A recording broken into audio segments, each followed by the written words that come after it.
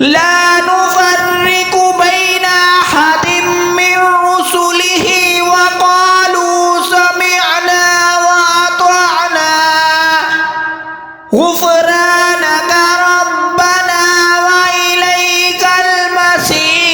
المصير